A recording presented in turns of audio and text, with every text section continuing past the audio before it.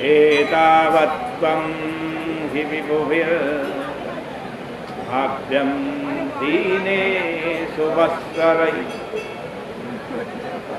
कह रहे हैं प्रचेता, भगवान से कह रहे हैं, भगवान नारायण खड़े हैं, प्रभु जिनके पास ऐश्वर्य है, सामर्थ्य है, राजा हैं, धनी हैं, सेठ हैं, उनके अंदर यह होना चाहिए कि जो गरीब है उनको अपना बच्चा समझकर उनका पालन पोषण करे, और यही धर्म का रहस्य है।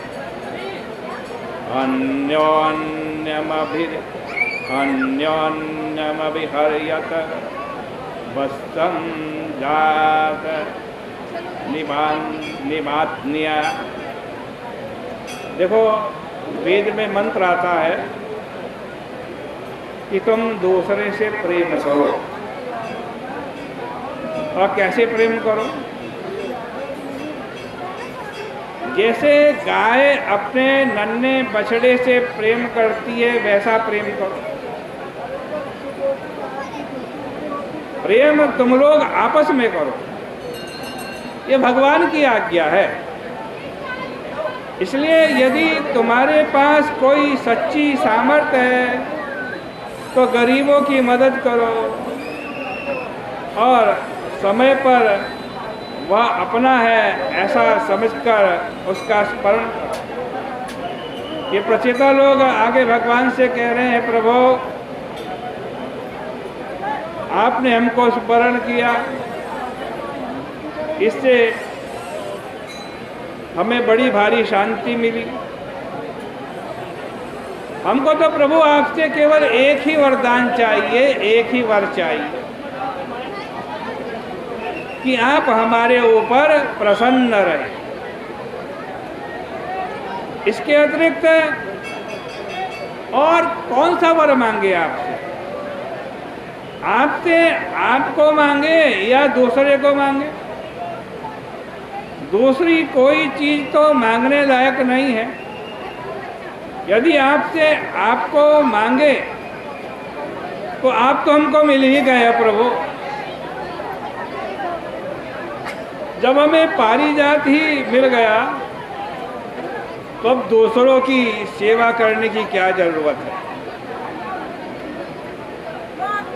अब हम आपसे प्रभु केवल यही चाहते हैं कि तावत् भवत् प्रसंगानां संगस्यान्नो भवे भवे। हे प्रभु, जब तक हमारा यह शरीर रहे तब तक आपके प्रेमी भक्तों का संग हमें मिलता रहे, क्योंकि तुलायां लवेनापि न स्वर्गं न पुनर्भवम्। प्रभु, यदि सत्संग एक लव, एक निमेष से भी कम समय के लिए प्राप्त हो जाए तो उसकी बराबरी स्वर्ग और मोक्ष नहीं कर सकते। फिर औरों की तो बात ही क्या है। जहाँ संत हैं, जहाँ भगवान की मीठी मीठी कथाएं होती रहती हैं और उनके श्रवण मात्र से भोगों की तृष्णा शांत हो जाती। यहाँ कथा के लिखा कथा मृष्टा, इसमें इष्ट के स्थान पर अर्थात अभिष्ट के स्थान पर मृष्ट शब्द का प्रयोग किया। मृष्ट का मतलब क्या होता है? मृष्ट का मतलब होता है खूब घिसी घिसाई, साफ हुई हुई, उज्ज्वल, चमकती हुई। इसका तात्पर्य यह है कि जब वासनावान लोग कथा करते हैं तो उसमें अपनी वासना की गंदगी लगा देते हैं, किंतु जब महात्मा लोग भगवान की कथा करते हैं तो अपनी निर्वासनता से उसको धोकर, मांझकर पहुंचकर बिल्कुल साफ कर देते हैं। इससे श्रोता की तृष्णा मिटती है। इसको ऐसा समझो कि एक कोई सज्जन है